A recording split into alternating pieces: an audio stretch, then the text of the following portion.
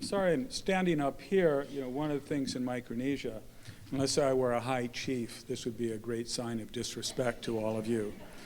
And I assure you, I'm no chief. When I first thought of Micronesia, I was actually at 8,000 feet, higher than any point in Micronesia, in the Drakensberg Mountains in southern Africa, small African kingdom called Lesotho. I was a Peace Corps volunteer there, agricultural extension worker.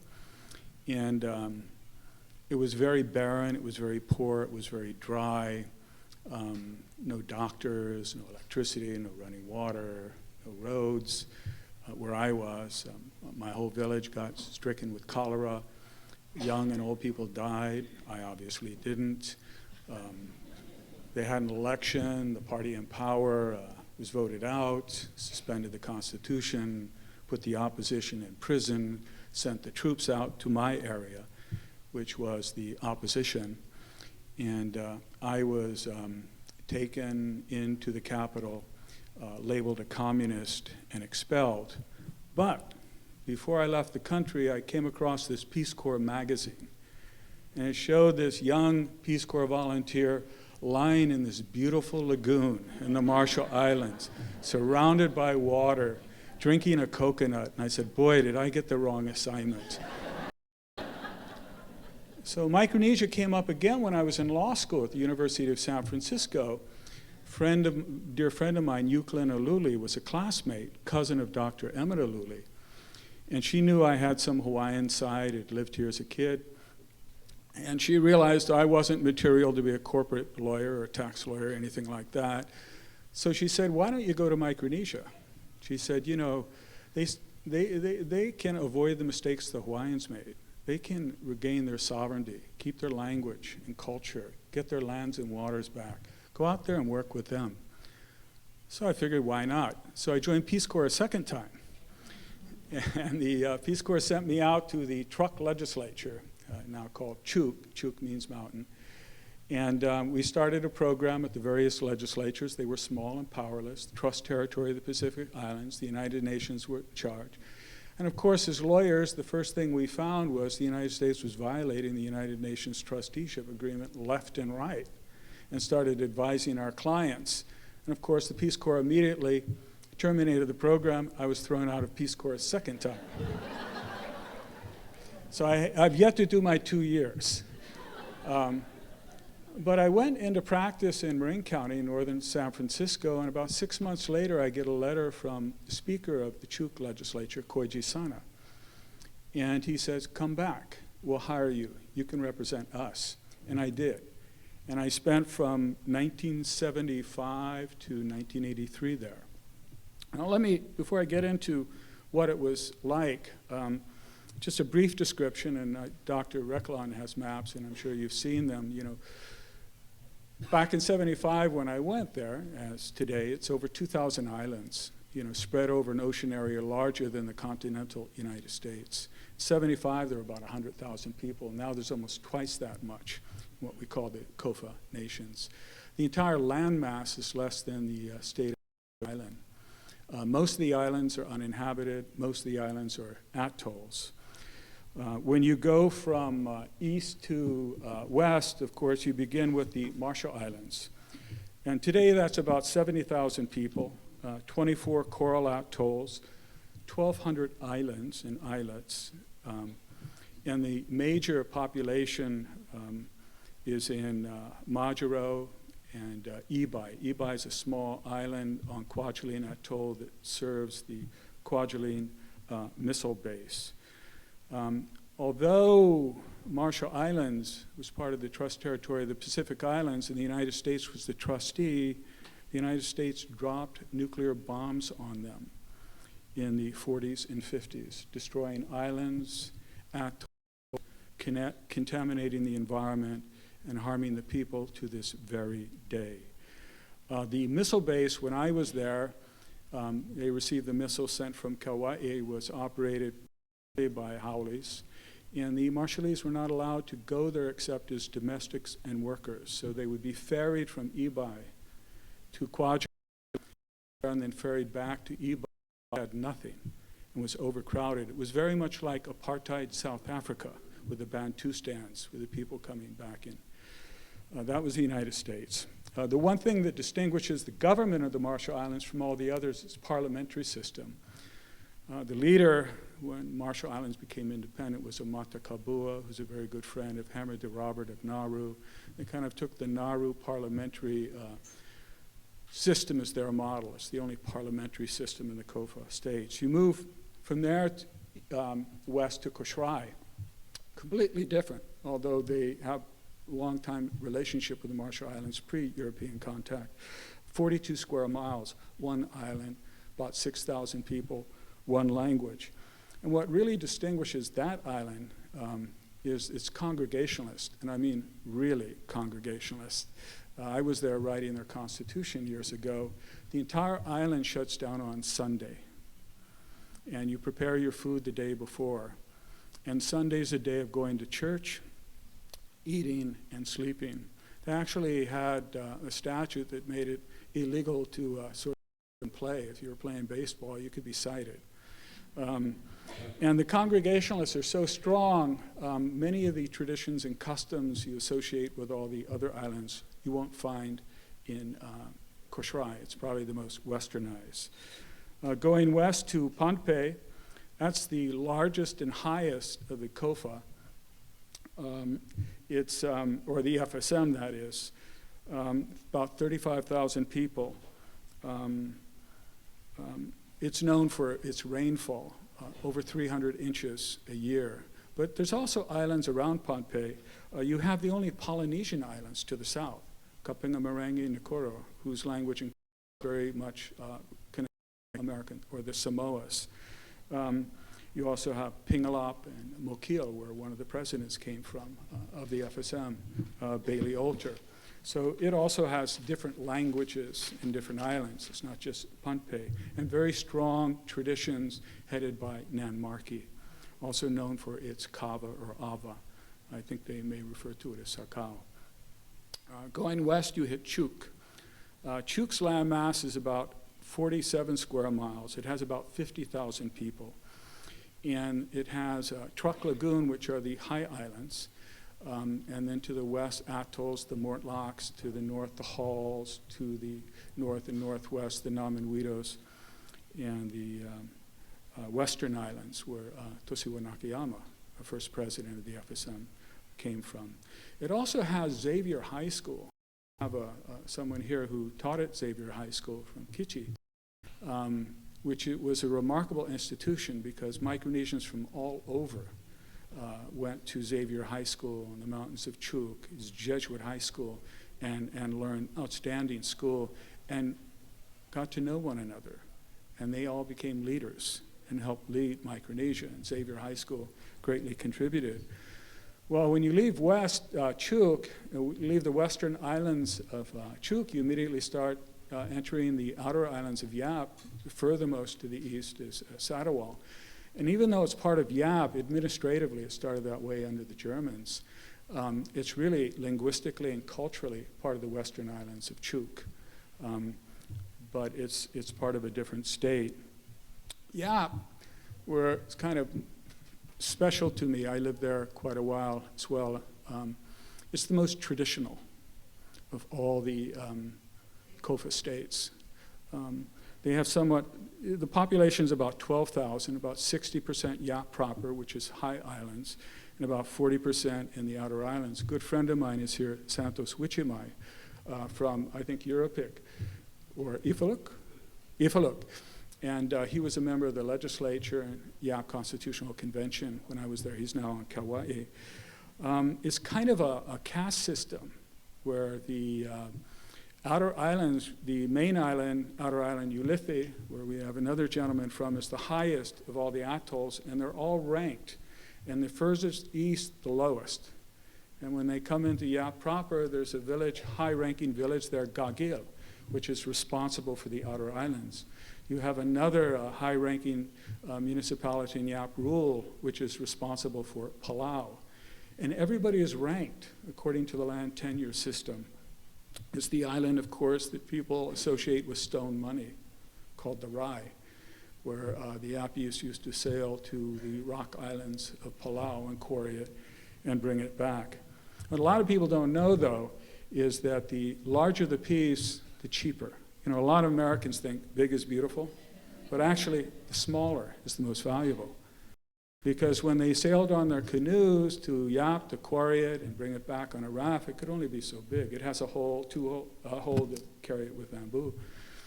But then this crazy Irishman came to Yap, David O'Keefe, made a deal with the Yapese. He said, I'll sail you down to Palau in my big ship. And you gather cucumber and copra, and I'll sell that in Hong Kong. So they went to Palau, and then they could have these massive stone money. But of course, those were the cheapest because those were the easiest to get.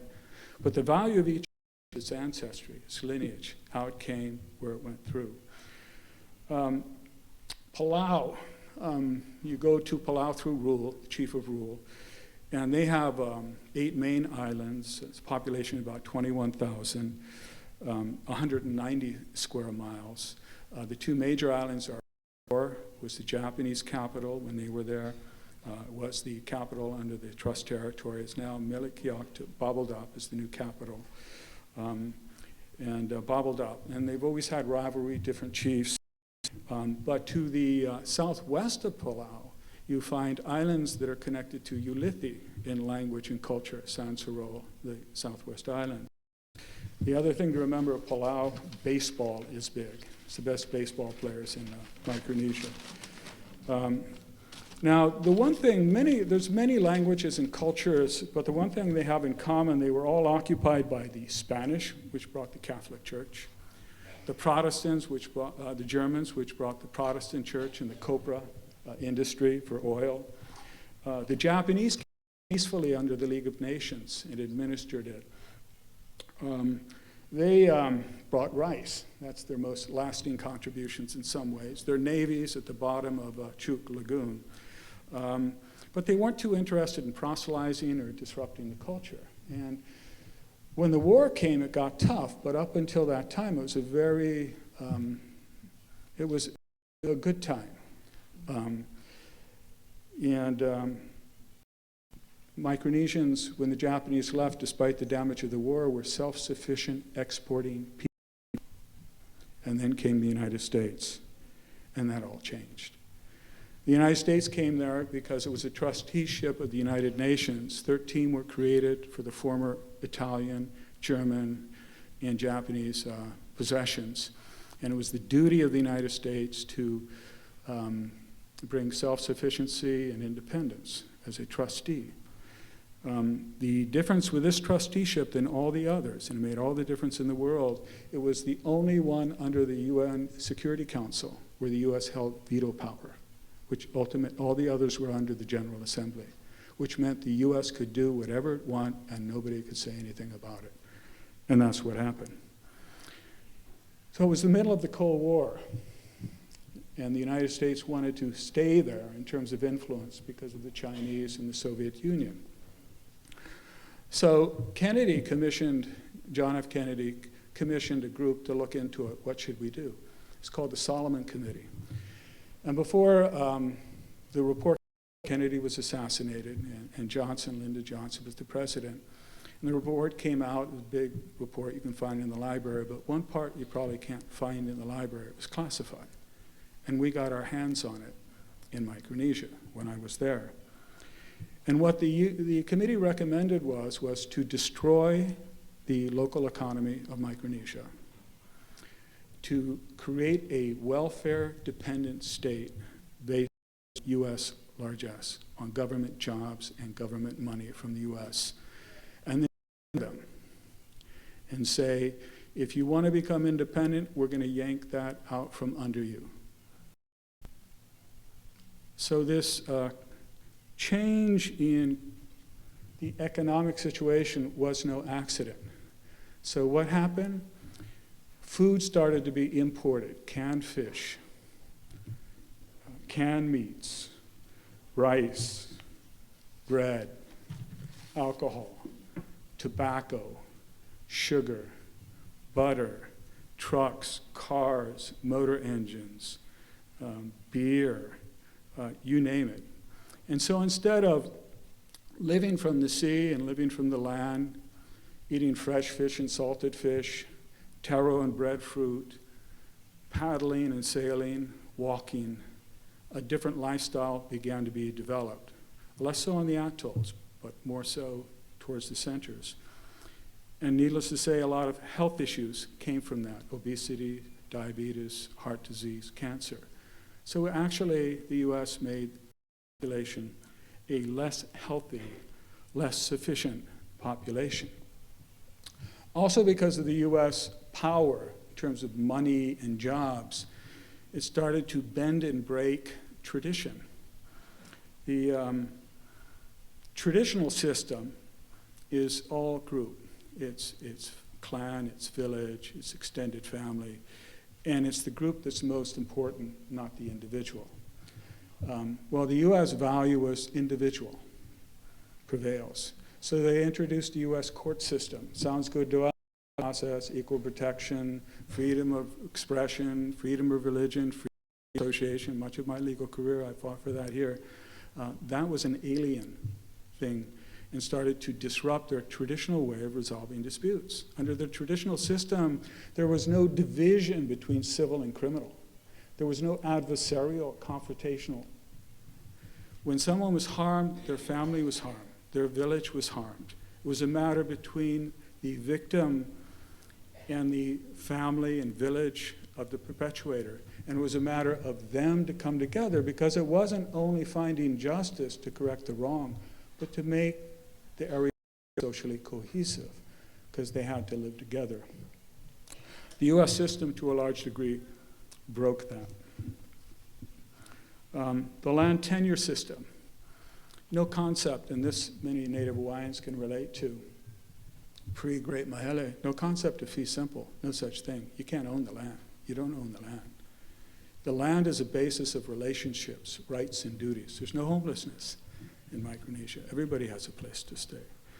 So the US introduced fee simple and started a land registration system to turn land into a commodity. The one thing that, of course, didn't happen, because the Micronesians knew the Hawaiian experience, they just absolutely refused to have non-Micronesians having the right to own land, although they could lease it. That was preserved in all their local constitutions.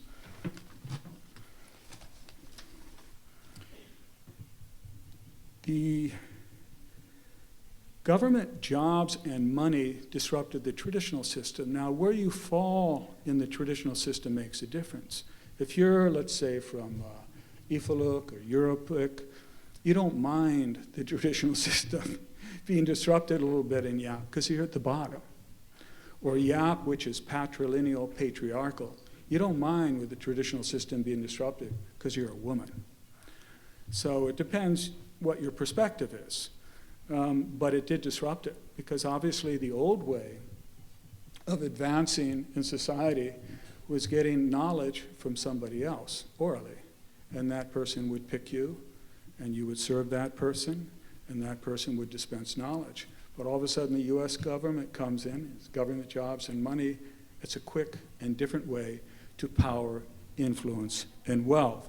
So the customs were disrupted in that way as well. Then, of course, Micronesians going to school, and many of them went to school here at the University of Hawaii.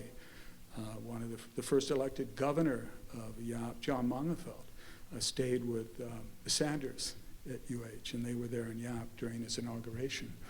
But they did come back with Western values and different ideas, which served them in some ways and certainly changed them in many ways.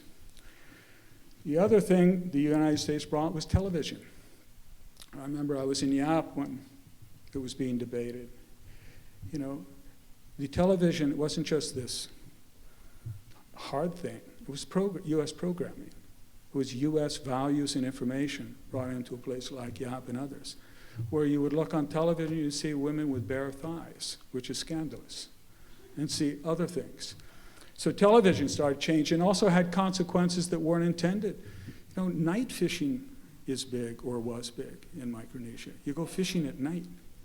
People stayed home and started watching TV. So instead of eating fresh fish, they're eating canned fish and canned meats. Well, when I came there in '75, it was a time of transition. The Constitutional Convention was meeting in Saipan. All the COFA states were still one. Northern Marianas were breaking off to be a commonwealth with the support of the US.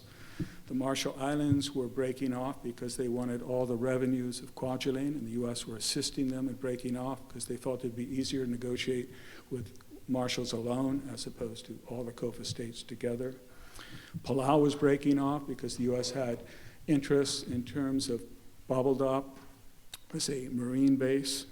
And so they were breaking off to have more revenues, and they ultimately did. But what they all did in common was to create commissions on political status and political status, and they negotiated this Compact of Free Association, which ultimately is a treaty between these COFA states and the United States, between nations, where the US has power over defense, veto power over foreign affairs, and they provide a certain amount of aid, federal grants, certain federal programs, and certain military rights, Kwajalein, Palau, etc. In return, the Micronesians negotiated the right to come here. That is their legal right. They negotiated hard for it. They gave up a lot for it. It's not something we're giving to them today. It's not something they got for nothing. So they come. And they come because their culture has been changed. We changed it. And the US now is withdrawing aid. So in places like Chuk in particular, infrastructure is falling apart. Education and health services, limited job opportunities. So people come here because they have the right to come here, and they seek those things. I'm running out of time, so I'm going to kind of wind it up with, I spent a lot of time there writing their charters of self-government, writing their constitutions, writing their legislation, implementing their new governments. And what Riklon asked me to help them do, they did. These Micronesians, the only thing they had in common was a colonial history. They have different places where they came from. I think Palauans are from Philippines. Yapi is from Yap proper, from Southeast Asia. The rest are more Malayo-Polynesian related. Many languages, many cultures, great dislike among certain groups. But they came together under their leadership, got their land back, their water back, their sovereignty back, kept their language, retained much of their culture. And I had the great fortune to be there and to work with them and to learn from them for 8 years while they did this. One leader of Yap legislature said it best, Joaquin Folamog, the chief of Tamil, Speaker of the Yap legislature, when we wrote the Yap Constitution, which has lots of tradition in it, I assure you that, and a combination style of government. He said, a lot of people think Yappies never change. He said, we've always changed. He said, Yappies today are different than we were 100 years ago, different than we were 1,000, 2,000 years ago. We change. That's not the issue. He said the issue is the pace and direction of change and who controls it. And he said, the Yap Constitution, he said, I commend you delegates for writing this. He said, it's a hand in the past, it's a hand in the future. And they put things in there, for example, before you file a case in state court, you have to resolve it, try to resolve it by traditional mediation. And if you don't do that, it'll be bounced out of court. You can only come to court if that doesn't work. Koshrai, the opposite, because it's Congregationalist, has no tradition there, but because it was all Congregationalists, when I was writing their constitution, they said, we don't want these other religions coming to our island. Do we have to have freedom of religion, separation of church and state? And I said, nah, leave it out. And they did. They don't have it. But when they come here, I want to just talk about two, and I'll turn it over to Dr. Riklon, two Micronesians that came here, because we're talking about Micronesians that come here. One was a young Koshraian man. Governor Koshrai was in town, and he called me up. I was a lawyer representing the ACLU. I knew everybody in prison.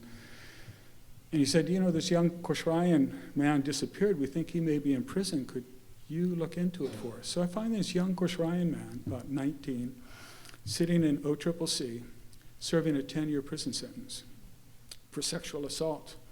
And here's what happened. He just come from that Congregationalist island where you're not supposed to be drinking or smoking. And he ends up in an apartment where there's a party with a bunch of local people. There's marijuana, there's alcohol, there's men and their women, and all kinds of stuff is going on. So he figured, wow, this is great, I'm going to join in. Well, the woman he joined in with didn't like it. And a big commotion, a fight broke out, the cops were called. They got the reports, and they start talking to this young Koshrayan. They start asking him questions. And every question they ask him, he says, yes. He goes to court, he's assigned a public defender who interviews him. Every question the public defender asks him, he says yes. Works out a plea deal, goes to court. The judge does the colloquy. Every question, yes. Paroling authority, every question, yes. 10 years. I forget what his minimum sentence was. So I knew, some relatives, and we established a working relationship of trust, because I've been on his island, some relative, and he told me the story. So I took it back to the paroling authority. Mark Oley was the chair, let him tell his story, and Mark says, go home, and reduced his minimum. So it's not just language, it's also culture. The other one I want to talk about is Mau Pialuk from Sarawal. Sarawal is the easternmost island of Yap, culture and language, Western Islands, Chuk, the lowest in the Yap caste system. Well, Mau Pialuk was one of the better navigators on Sarawal. Had his traditional navigation. His son-in-law was a former Peace Corps volunteer named Mike McCoy, who happened to be on the Big Island during the Hawaiian Renaissance in the 70s.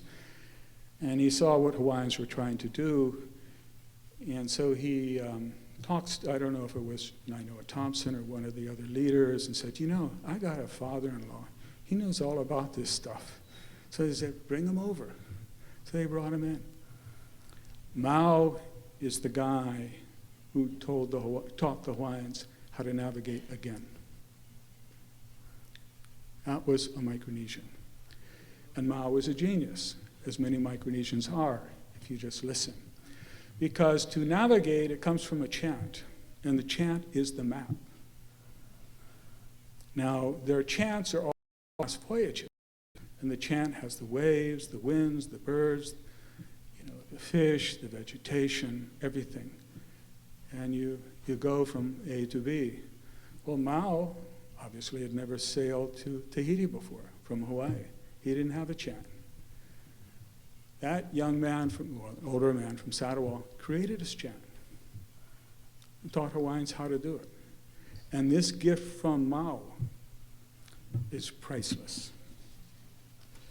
So, time you hear somebody complaining about Micronesians coming here, not doing anything, not giving anything, think of Mau Pialuk, think of Dr. Riklon, who you're going to hear from now.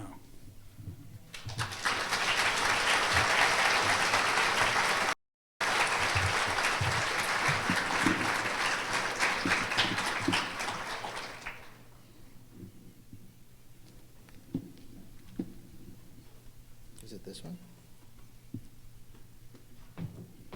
Sorry.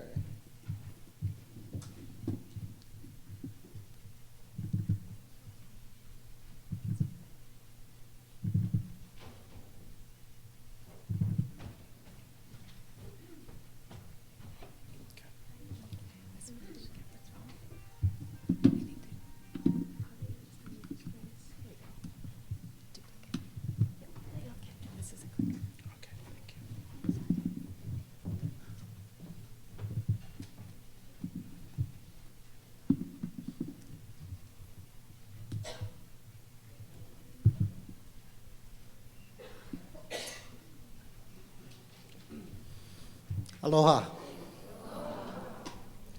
The Marshallese say Yakwe. The Koshrayan say Duo. The Panapan say Kasalelia. The Chuki say Rananim. The Yapi say Mokatin. And then our friends from Palau say Ali. It's indeed a pleasure to be in front of you this morning. I was standing in the back as things were happening earlier. And people were asking, why are you standing here? Why not sitting in the front? That's because I was very nervous. I figured if I stand up, all the blood will go to my legs, and then I wouldn't be thinking about being nervous. But it's been a pleasure meeting Judge Foley and then preparing for this morning, talking about geopolitics and culture of the COFA nations. This is coming from a doctor now. So I had to learn about geography and politics and culture, which they never taught in medical school. So I know I have a lot of COFA friends in the audience, so they probably will correct me if I say anything wrong. I'm hoping that we can talk a little bit more about, Judge Foley had talked about too, but some of the history of the COFA nations, our special, very tight relationship with the United States, some of the diverse cultures of Micronesia, and when I talk about Micronesia, I'm talking about the COFA nations. Discuss some of the COFA cultures also in Hawaii and how that impacts it, and some of the challenges that we face nowadays.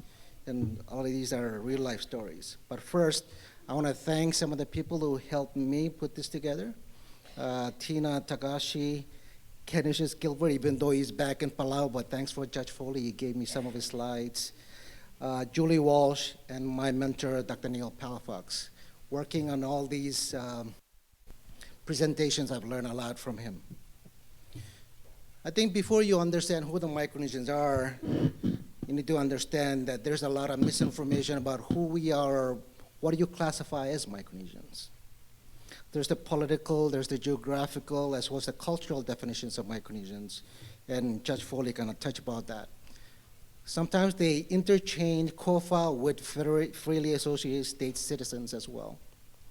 There's a COFA citizens that are from Micronesia, but those are also part of the COFA migrants, or part of Micronesia.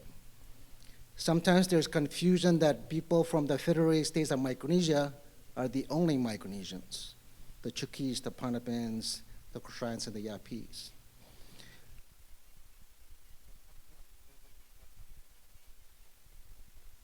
People, those are the Micronesians I'll be addressing today.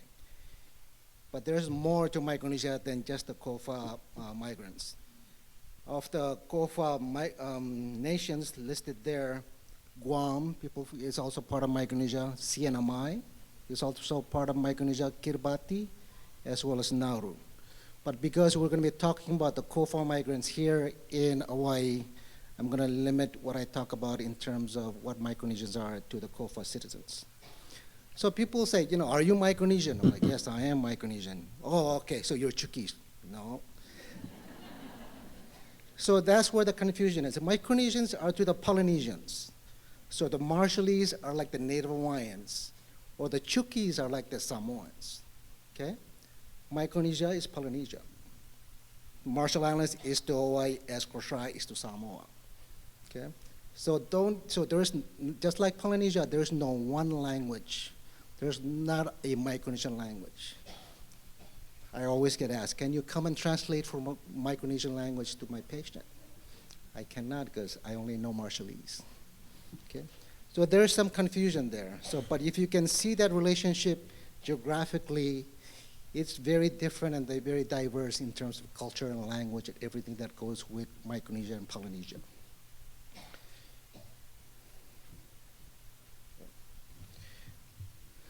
It doesn't really show up that well, okay? But that's Micronesia, okay? Right there. Polynesia is right here, and then Melanesia is right there. Micronesian means small islands. Polynesia means many islands. And Melanesia, pigments, melanin. So they're dark-skinned people from Melanesia. Okay? So people from Fiji are Melanesians. People from Papua New Guinea are Melanesians. People from Solomons are Melanesians. Polynesians, Everybody knows of the Polynesian Triangle, especially if you've gone to the Polynesian Culture Center. Okay? On top is Hawaii, on the right is Easter Island, and then on the left-hand side is New Zealand. That's the Polynesian Triangle. Hawaii, Rapa Nui, New Zealand. So we're right there. But also look at the relationship, because Micronesia is right there. There's the continental United States, and then right above us is Japan, China, and at that time, USSR or Soviet Union. So strategically, military-wise, very important part of the Pacific Ocean for the United States.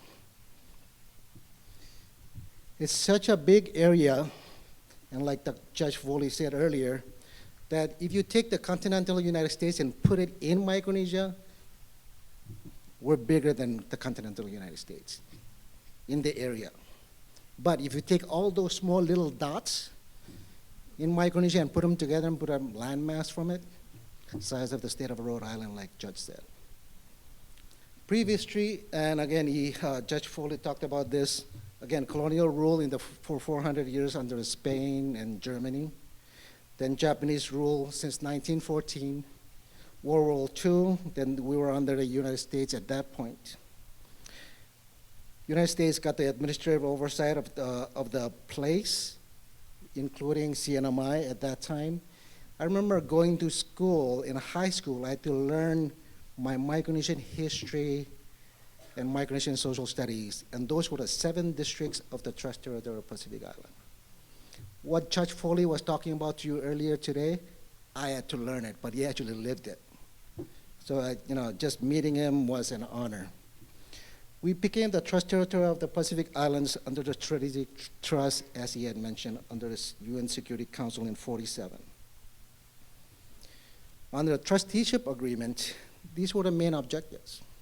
The U.S. is supposed to help us develop economic development and be self-sufficient, self-reliant, so we can be independent governments.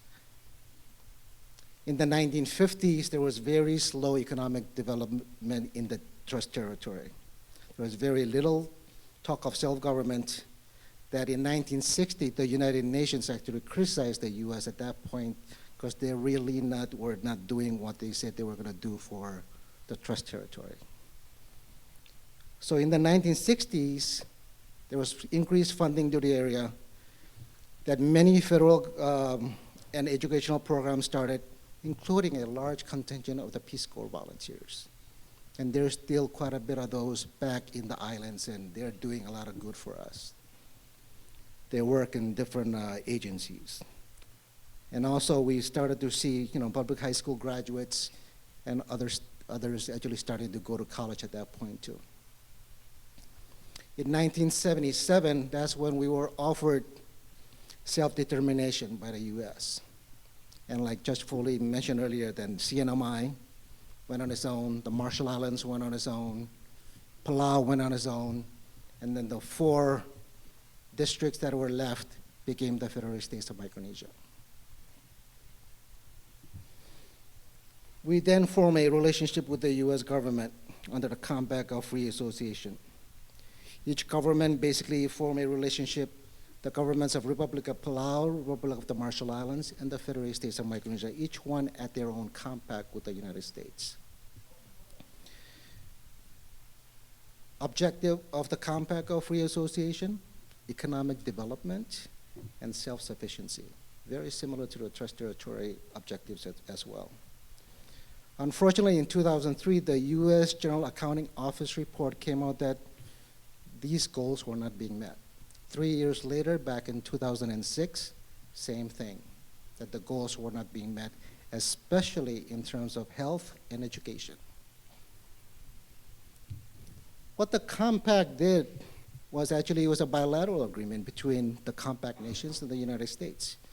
For the United States, we gave them the perpetual strategic denial of air, land, and space, that they can come and build their military bases there, and they can deny other foreign nations from coming to the area.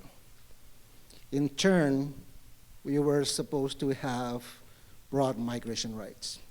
We got the right to travel and reside in the United States and work. without any need for a visa or labor certification and no limitation of stay. We were considered qualified aliens, meaning we can come and go as they please, but we were legally here. We were legal residents in the US under administrative discretion. This changed in 1996 under the Clinton administration when the act called the Personal Responsibility and Work Opportunity Reconciliation Act came into play.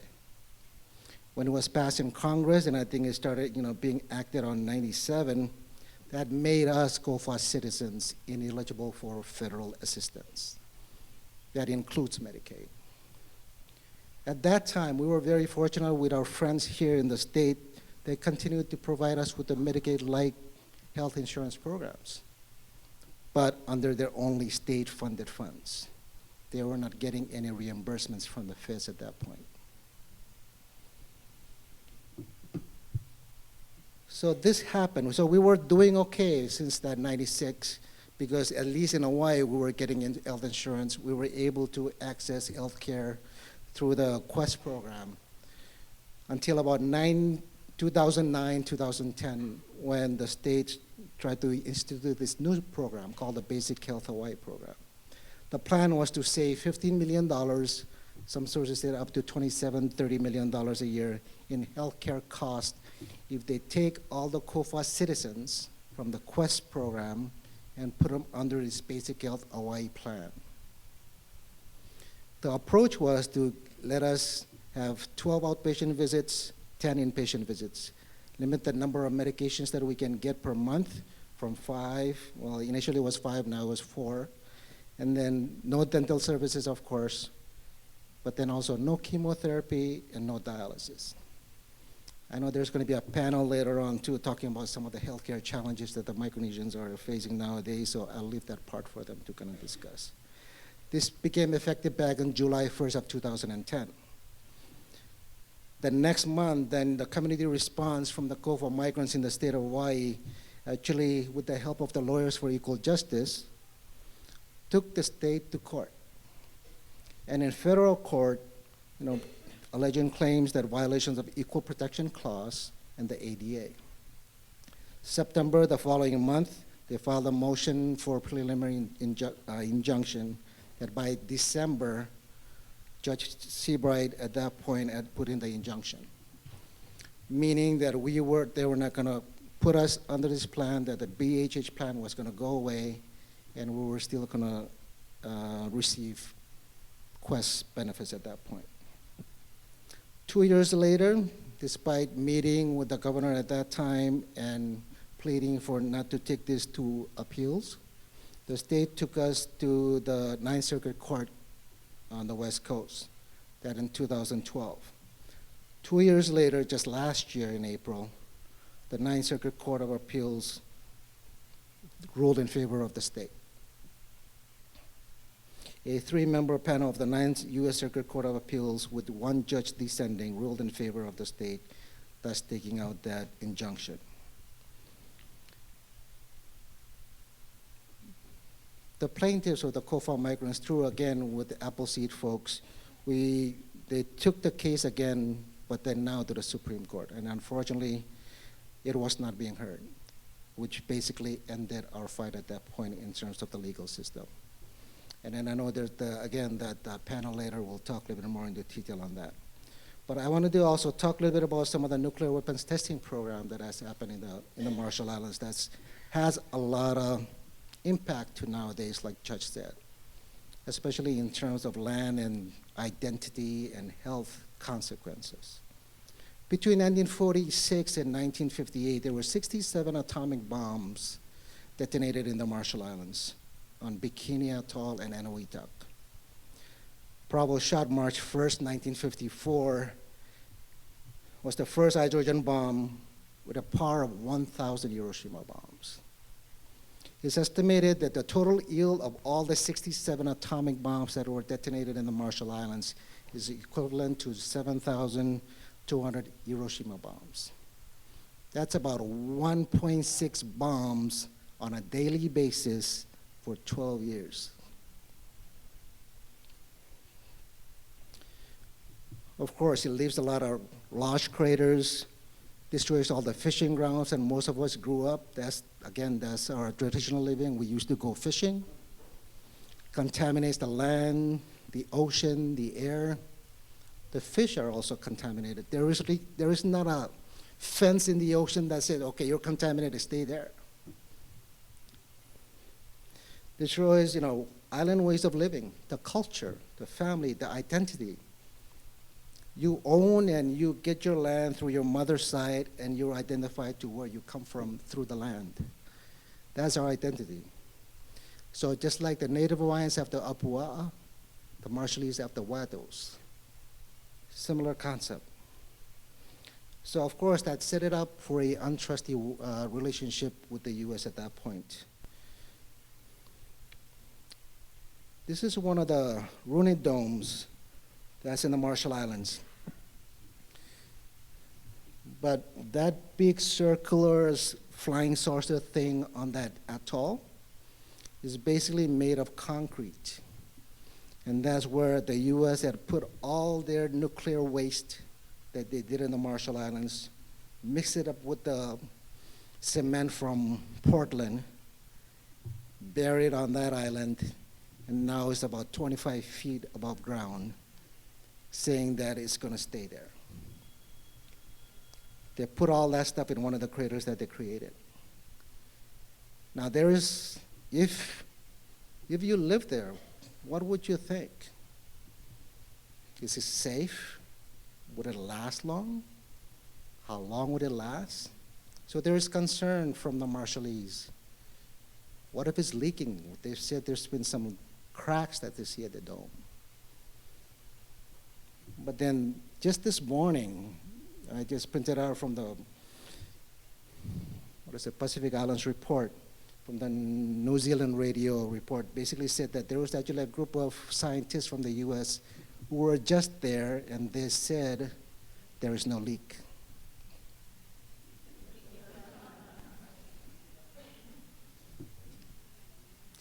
Just to switch gears, since we wanted to also talk to you about some of the cultures of Micronesia. And then again, Micronesia, I'm relating to the COFA citizens of the COFA nations. I think for you to understand the cultures, you need to kind of know some of the values and beliefs that we have, our traditions. There is no one single Micronesian culture. Although we're kind of similar, the Marshallese and the Palauans and the Kosharians, we're also very different. We do things very differently. Even so, there's also some similarities in some of our languages. We cannot understand each other if we spoke our own languages to each other. There's certain similarities there. So we have to speak in English. If I'm talking to Josie from Chuk, or I'm talking to Talbe from Koshai, we have to speak in English. Okay? Well, I can speak Koshai a little bit. So these are some of the values, and these slides actually came from Julie Walsh. But these are some of the values that I was just talking about. Relationships is very important among Micronesian values. We are concerned about today, now, present time. We actually have our hierarchy already in there. Dependency as opposed versus independence. We're more interdependent because we depend on each other. We like to do things as a group and not individuals. We like to blend in. We don't want to stand out. So me standing up here, standing out is very uncomfortable. And we're very humble. We try not to make noise. We just try to go with the flow. Extended family is huge for us. When we talk about families, we're not just talking about the immediate nuclear family. We're talking about grandma and grandpa and grandma, uncle and auntie and niece and nephew. That's our family. So when we live in our houses back home, that's the family. So it confuses us when we come here and there's a limitation to the number of households we have to limit ourselves and call family. Grandparents are still important for us as far as head of the household as well. They have a lot of influence in how the family runs. generosity. We love giving things, especially to foreign people. All our foreigners or visitors who come to the islands, they leave with a lot of stuff because we love giving. So when we come here and then we don't get the same thing, it's kind of very unusual. We like to come to consensus. We don't like to confront. We don't like to make trouble, despite what people say. Family is important. The elderlies are very important as well. So these are some of the common traits that we also share among Micronesians. And then a lot of the things that I'm also talking about are mostly Marshallese, but I think most of them you can also apply to Micronesians, and I'll try to kind of tell you some of the differences if I can. Preference for peer group interaction, like I mentioned earlier, like speak softly and slowly, not like me this morning. Group needs are important. You think about the group, you think about the family, you think about the clan, you think about the village, not the individual. Patience, a lot of it. You need a lot of patience. You try to take the back seat when you're doing something. I got into trouble in medical school just for that. You know, in medical school, you need to stand out. You got to show that you know what they're talking about, and you got to show that you're smart. But I didn't. I had to let everybody else talk first, and then I'll give it my 2 cents if it's needed. They don't like that in medical school. You only participate when you're sure of your abilities. You go with the flow, easygoing attitude. It'll be okay, not to worry about it. Family first. Family unit is very important to us.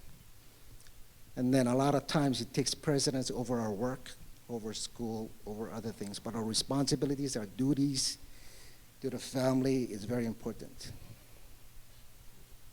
And then, of course, religion, as Judge talked about earlier as well, especially Christianity, congregationals in Grafrai as well as the Marshall and other places. So religion in Micronesia is mostly Christianity. Okay? A lot of Christians. We love going to church. Traditional versus Western medicine. I include in the next few slides some of the things that as providers you might come across, and I've had questions about these from prior presentations as well. So I wanted to at least include some of these things, so hopefully you can utilize them as providers when you deal with some of the COFA migrants, wherever you're going to be. Traditional medicine is basically social and spiritual association. It's really not physical. We have a lot of beliefs in the spirits. So sometimes, as the judge was also talking about, there's chants that are associated with what we do. Not just with the navigation, but also with how we treat people. How that one person that's designated to be a traditional healer chants as they're massaging you to get the bones in the right place, or chant as they're rubbing some of these herbal medications. Chanting as they're using some of the noni stuff. So that's traditional medicine. Parenting roles, parenting patterns. Parents are authority figures, so they're expected to be obeyed and respected by the kids. Kids are expected to learn through observation and participation in all the activities that we traditionally do, without questioning it. Children are expected to work for the family, to have responsibilities and chores, preparing the rice from the Japanese, doing laundry or babysitting for younger relatives and siblings. Mothers usually defer the discipline part to the father or another male in the family. Grandparents are cultural educators and teachers of the kids. They're the ones who kind of pass it down. That's part of the reason I love listening to the judge. When I first met him the other day, he's more Micronesian than I am. He just talked story and he just told me all these. I need a PowerPoint. And that's us. Micronesians, we pass our knowledge through stories and through oral history. I'm sorry, I didn't want to leave the last one, but parenting is not just the responsibility of the mother and father. It's actually everybody in the family. So even though my wife and I expect each other to take care of the kids, we also expect all the siblings to take part in teaching the younger siblings, taking care of their nephews and nieces as well. Disciplining, we talk a little bit more about that as far as the fathers. Some of the taboo topics in terms of Micronesian culture. Sex, sexual organs, highly restricted. It's very inappropriate if you're going to be talking about these topics in the presence of both sexes in the same room, especially if they're related. So you try to avoid that. Doctors nowadays are learning that too, because especially when the family member is trying to translate for the patient, it can get very awkward. So language access and having very trained translators, interpreters is very important. So if at all possible, the client, the interpreter, and the provider should be of the same sex. It's more comfortable that way. It's not taboo for us. But of course, there's challenges because you don't find interpreters all the time.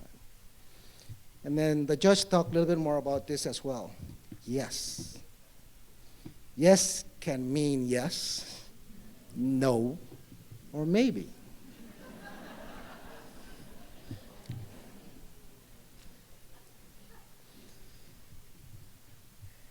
But it's more out of respect.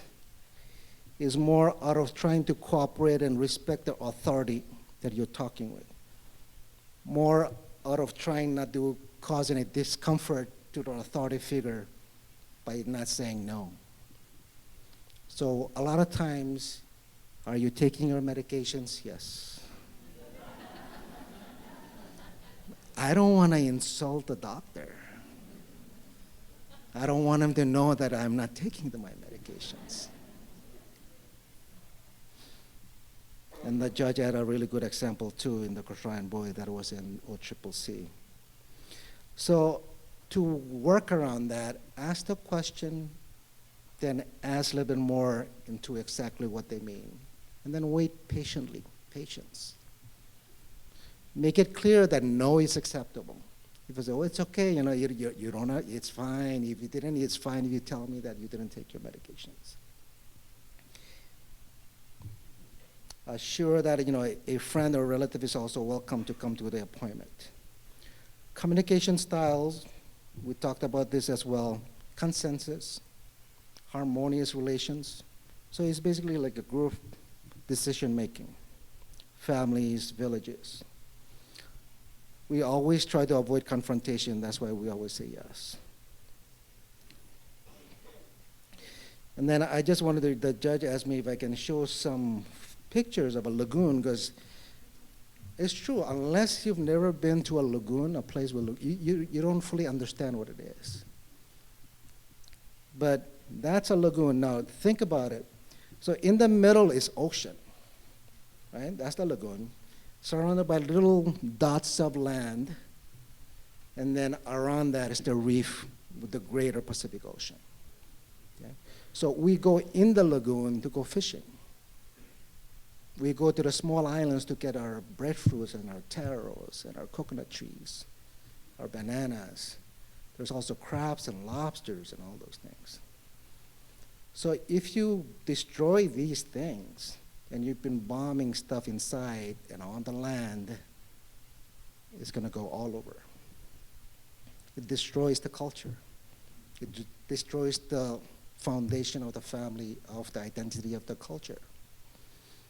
If you're from that one land that they blew up but it's not there anymore, just like a lot of the people from Bikini are now finding out they cannot identify a place, that's why they're looking for places. That's why there's a large contingent of Enoedak people on the Big Island, living in the lava rocks, on the lava rocks at Ocean View. because they cannot go back to the islands. It's contaminated. We love to fish. If you've traveled to the islands, whether through Guam or through Majuro, every time you come back, coolers and coolers and coolers are coming down the baggage wheel. Because we love our fish, we love our food from there. And then we love, traditional sailing as well. So we have a lot of canoes, and how do we get around? So the COFA migrants in Hawaii, why do we come here? Health, education, job opportunities. Same reasons we go to Arkansas, same reasons we go to Oregon, same reasons why we go to California.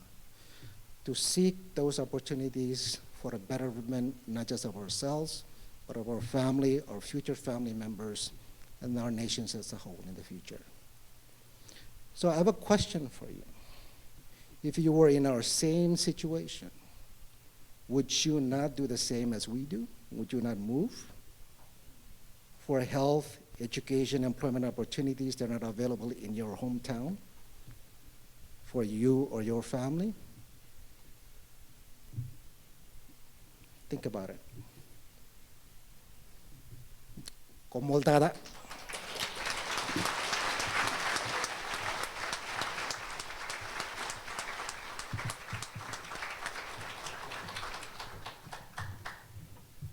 Thank you so much, both of you. I think everyone joins me in feeling very grateful for your presentations, and it really lays an important foundation for the rest of the day. So thank you very much. Okay, my watch has 10:08, and our next panel starts at 10:15, so I'm just going to pull rank and say, go use the bathroom in 5 minutes, get back to your chairs, because we got so much to share. So we're going to start, again, at 10:15, and get your coffee and your sugar and